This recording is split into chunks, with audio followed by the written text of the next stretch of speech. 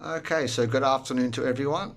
This is just a update. 6 months old this tank is, and the last video I made was just showing you how easy it is to do a natural tank, no maintenance tank. But this is an update, 6 months, and what I have learnt, is huge. And what it is Wallstad tanks, and whilst the plants do wonderful jobs at keeping the ammonia down, they don't get the debris crystal out of the water to make your tank crystal clear. Now I know everyone knows that, but it was I'll show you in a minute the other tank. I have a breeding tank and it looks great. The water's very good, but this is it's got a lot. It's highly stocked. It's got a lot of bottom dwellers which aren't out at the moment too much. There's a lot of bottom dwellers, a lot of cories, a lot of pandagaras, and they stir up the substrate. So if it was just shrimp, like you can occasionally see, but for some reason they've all gone hiding right now. But there you go. Mechanical filtration's needed if you want a crystal clear tank. And once again, everyone knows that.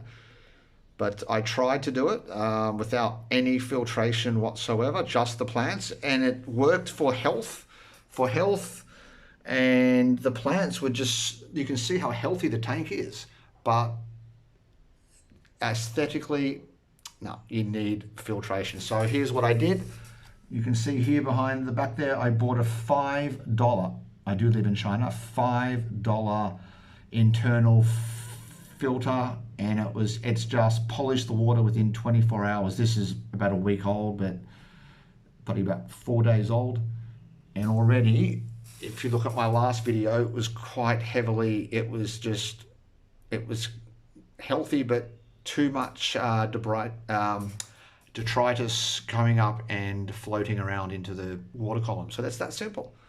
It's that simple. So there you go. That's how anyone doing a natural tank, no maintenance tank, you will have to, unfortunately, if you want a show tank, not that I'm a, it's just you just need to get some mechanical filtration in there, and the cheaper the better. I would love to, now I know why people say you need, if you put a canister, well, that's a great way of not actually having to get into your fish tank, because the internal filter is great.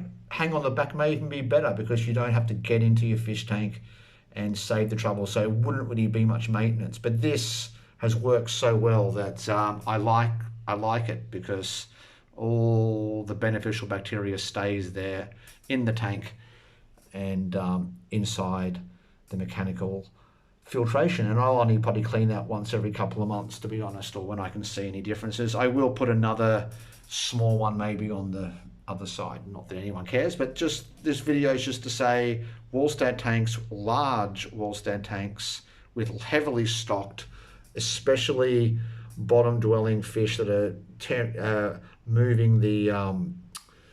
moving particles up into the water column, will need some kind of filtration mechanically with a sponge. However, in here,